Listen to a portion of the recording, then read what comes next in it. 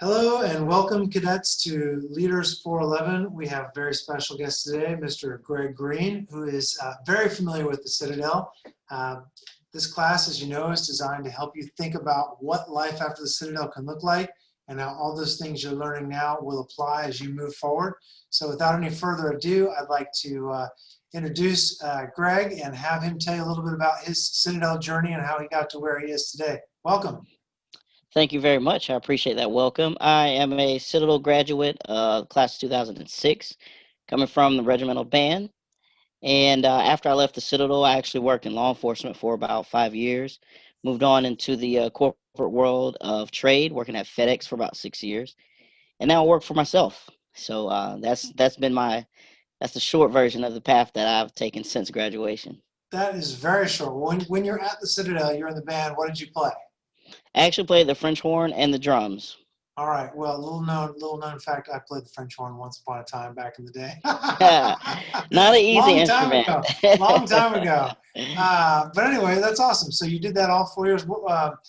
You know, one thing we're trying to help these cadets understand is all those things they learned as undergraduates. Sometimes it gets to be like, they feel a little bit, not cynical, but they feel like, man, I'm really learning about leadership almost too much. Like, surely the real world isn't like this. Did you find when you stepped out of the Citadel into the real world that training was too much or just right, or what did you think? I feel like it's just right. When you take all the training that you receive at the Citadel and in any training you start to receive in life, it's like having this toolbox, and you might have 700 tools, and you may only need about 100 of them more often. But there's other tools that you may need that you can kind of go back to and say, hey, this is actually something that I can use. I think for me, one of the biggest things that I learned was the patience. One of the things that we always say in regimental band, we're the first ones on the field and the last ones off. And it's very aggravating and frustrating when you're standing there with the lovely bugs of Charleston and the sand, the sand gnats biting at you. But that patience takes you a long way, once you get out of the Citadel. Yeah. That you can be the first one to arrive at your new job. You can be the last one there when everything's time to close up. And that makes such a big difference to the folks you're working for. They see that dedication and that integrity that you have for your job and for your task. It makes a big difference. That is a very simple and good lesson. Honestly, it really is. So how did you find that first job after college? Like, how did you think about what you wanted to do, and then how did you actually get employed? So about my sophomore year, I believe, there was a program, my novice and sophomore year, there was a program called Police Corps. And basically, it was this equivalent of getting like a red badge or blue badge for whatever service you wanted to go into, except it was for police departments. Well, sophomore year, they got rid of the program. It was a government funded program, so they cut funds, and Citadel was one of the first programs they cut. I knew I wanted to go into law enforcement for as long as I could remember. I was never sure about going into the military, but the military training the Citadel gave me I felt enough of what I needed to get. Um, there was a local department who was not only police, but also a fire department, so a public safety department in the area where I grew up. And so someone said, why not learn both? If we don't like one, you can do the other. I thought, hey, why not? So, of course, me being me, I liked being a police officer and I liked being a firefighter. So it just worked out both ways for me. But it just having that program, even though it went away, it just kind of gave me something to really focus on as far Yeah. as going into law enforcement. And the Citadel was the only school I applied to, and that police department was the only department I applied to. And I got in, and I enjoyed my time while I was there. So you had a sense of certainty. Where did you do that? Where are you from? I'm from Columbia, South Carolina, but the department was actually a city of Casey. Okay, right on. I'm from Sumter down the road, so I Okay, grew up. okay. Yeah, yeah. All right. So I mean, these cadets are going through one transition, which is, they're going to get out of school and they're going to start working, right?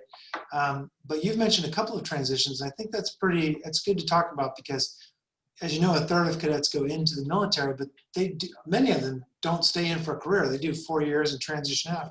You did 6 years of law enforcement and then transitioned out. How did you know it was time for you to transition out, and how did you think about what the next step might look like? I didn't really I felt that the job was good for me. The career was good for me. It's what I wanted to do. But there were certain little nuances that I didn't particularly care for. And unfortunately, I think we see in the world right now what maybe some of those nuances could have been. It's not much to talk about. It's just what we observe now in 2020. We're seeing a lot of stuff come to light. So being behind the scenes dealing with that type of environment was just it was kind of heavy for me. Hmm. So then when it came to finding another job, when I moved into working at FedEx, I actually was working at the airport. And so I knew I had to have a certain clearance for that. I was already a cop. I already had everything I needed. So it was easy to get past the background aspects of working at the airport and for FedEx. So once I, got in, that was pretty simple. I had some other odd jobs that also included having, because I had the clearance at the airport, kind of helped out with that. But just going from that kind of government role into the corporate world, that was different in a sense of, um, I would say the what is expected of you. It was different for those around me, but not for myself.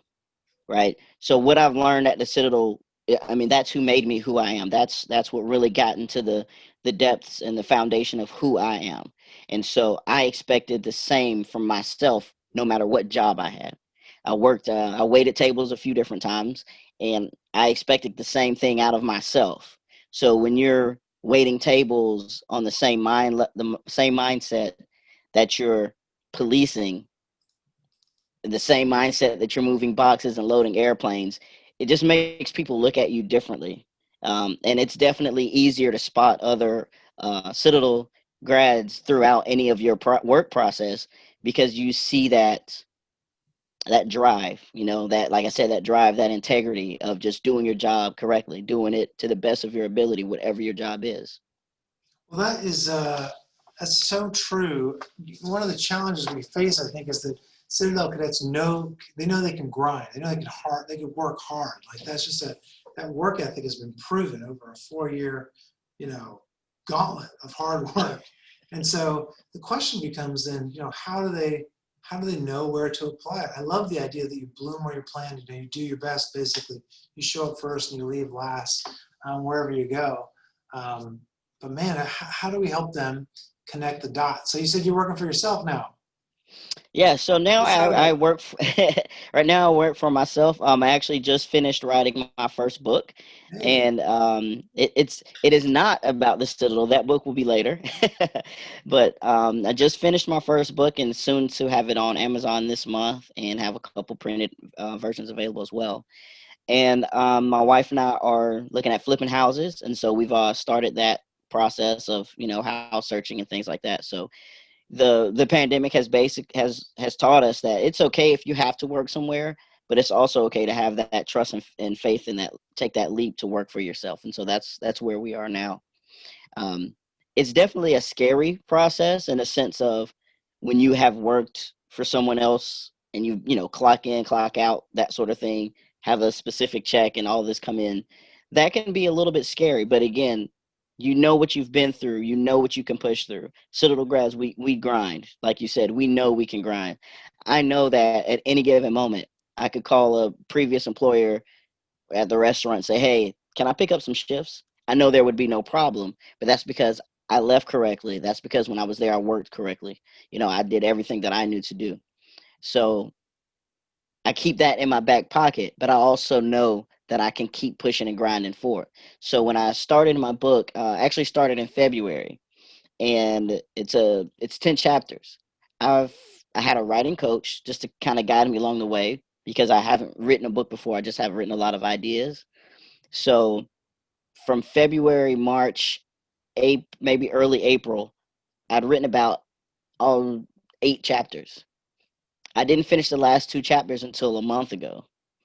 COVID kind of set me back.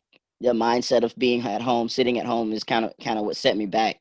And I had to realize, hey, keep pushing, keep going. It's kind of like that sophomore year at the Citadel, right? You're knob year, everyone's in your face. Sophomore year, you don't really have the privilege to do anything, but you're not a knob, so people aren't quite as much in your face. So it's kind of like that area is what I felt like I was experiencing, and I had to push through and say, hey, you want to finish this book and get it done before the year's up. Keep pushing. And so I finished out the last 2 chapters, like I said, within the last month, and now we're on the formatting and editing. So, All right. So what's that the book grind. about? What's the book about? The book is entitled Memoirs, Audacity, Memoirs in Transition. And it's about what kind of happened through my life as I transitioned to the man that I am today. So, All right. 10 chapters. And yeah. is it going to be, you said it's going to be print and ebook, right? Yes, it will be available on Amazon, and I will be having some copies printed. I have pre-orders set up so that the pre-order folks will be getting an autograph inside. In case I make the New York Times bestsellers list, you can Yeah, have yeah. that autograph. What's the name of the book? Audacity. Audacity. That is the name of the book. Yep, Okay, got it. Okay, Audacity. Audacity. All right, Audacity by Greg Green. And I That's got pretty a cool, man. So if I go okay. on Amazon right now, I can pre-order your book. I've got it right now. The way I've got it set up is through a Jot form to Mhm. pre-order. But I can definitely make sure that that gets out there. I can get that Well, to the you for truth sure. is, I mean, the cadets won't see this video for a little. There'll be a delay between the time we're talking now and the time they get out there. So, Well, by man, the that's time they pretty. see it, they'll be able to it'll be on Amazon. It'll definitely be Something you on said. Amazon. Something you said you really interesting is that you knew you wanted to do something, right? You knew you wanted to write this book, and you had all these ideas. And then something you said is like really powerful, which is that you got a writing coach. So you Yes. didn't just say, "I'm going to shift from A to B and just get out in the world and do it." Like you understood you needed guidance and training to get you there. Absolutely. How do you find a writing coach? Well, so I was actually part of this network, this group called Co-Create, which is a because a lot of people work from home. So it was really geared for working moms, which I thought was pretty funny. But they had a speed networking night where you kind of go in with your business cards and say what you do. And so also my wife and I kind of sell jewelry on the side. So I went there just to see what I could do and see who I can meet. And through that process, it turned into a full working relationship at this business called Co-Create. And one of the members there had written a book, and she said, "Hey, I had a writing coach." I was like, maybe I could Ah, use a writing coach because I know I want to write. I know what I want to write about. I just need someone to help me guide my thoughts. And so that's how I found the writing coach. and And what is a writing coach? I mean, you meet them over Zoom? Do you meet them in person? Like, how do you? we started in person, and then of course it ended up through Zoom. But it started in person, and basically it's what do you want to write about? If you were to come up with chapters, what chapters would you have? How do you narrow down what you're actually writing about? And so for me, one of the harder things was that because I was writing about my life, I didn't want it to be the like gossip kind of tabloidish conversations. I wanted it to be pertinent information about my life Mhm. that made me who I am. Mhm. So that was definitely interesting. How do you think about once you get the book, once you get it all together, you get all your thoughts together and you write the book, how do you think about editing it? And then how do you think about marketing it? Like, how do you think about getting it out there? So that's to me that's where the coach definitely comes in handy because she kept me on track and because she's been writing for years and she's been coaching for years as well. She knows local folks. She knows who to do the editing and who to do the formatting and all of that. So that's what comes in handy. Huh. I'm also a part of a fraternity and I've got folks that are content creators that help with boosting your media sales. So I Uh, just reached out to them and went that route. And of course, there's a couple Citadel grads I reached out to in terms of hey, how did you decide what size your books were or things like that? I went to see Colonel Rembert and his book release at the Daniel Library, and so Colonel Rembert and I had a little conversation about that as well. So it's all about networking. I mean, Citadel is a huge networking opportunity, and everywhere you go after you graduate, you just build networks. Have business cards, even if you don't have a business because everything is so social media and so online. You can just have your name, a contact phone number or email, Facebook or Twitter handle, something like that, and just have business cards. So when you meet people, they can remember who you are, and if they have a card, you get it and you remember who they are. yeah. I think it's all great advice, man. I wish you the best of luck. What's your release date for Audacity? Uh, the release date we are looking at is I'm looking at my calendar now. It should be released. It should be on Amazon by the 24th, Aha, good. September 24th. Well, these cadets are able to look at this class starting right about now, and they're not due until October 30th. So my guess is that most of them won't even get looking at this thing until you're already up and running on Amazon. So, man, I tell you what, Greg, all right, I want to finish with the last question I always ask people. If you put yourself in the mindset of that cadet that's sitting in that chair a senior year, given all of your experience and your different your roles in law enforcement, FedEx, now as a writer, what do you wish? What do you wish you had known then that you know now? What experience would you like to tell them? Hey guys, this is what you should know as a 22-year-old getting ready to launch out into the world. It's okay if you don't know what you want to do.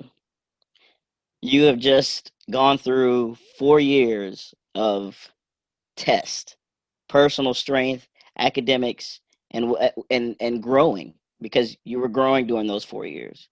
So it's okay if you don't graduate today and start working tomorrow. That's okay. Think about what you want to do. It's okay if you start a job now and you want to go for it and you realize this isn't the job for me. It's okay to leave that job. Leaving a job can be scary once you've invested some time. Um, Save up for the future. Who knows what the future means anymore? Yeah. I feel like at my age, this great age of 36, and everyone talks about retiring, I feel retired already because I'm working for myself and I'm doing things I want to do for me. Mhm. So this idea of retirement, meaning when you're in your 60s and you've no longer worked, you've had one job for forever, that's changing. That is changing. You can have, a job here, a career there, change it all up all over again, and that's okay. So just be patient with yourself and allow yourself time to think and learn more about who you are and what you want out of life. Man, that is great advice. Well, Greg, thank you. Good luck with the book launch. We really appreciate you sharing some of that wisdom with the cadets. Yeah, no problem. I'm gonna post if I can get it. Oh, sure. We'll go here with Audacity, it. finding yourself isn't hard. The courage to actually, it's the courage. Hang on, I can't get a little box in there. The courage to actually be yourself is Yep. amazing. There you So are. that'll be there. Thank you so Published, much. published author. That's pretty cool. That's all right. All right, great chatting with you. Thank you. Thank you. Same here.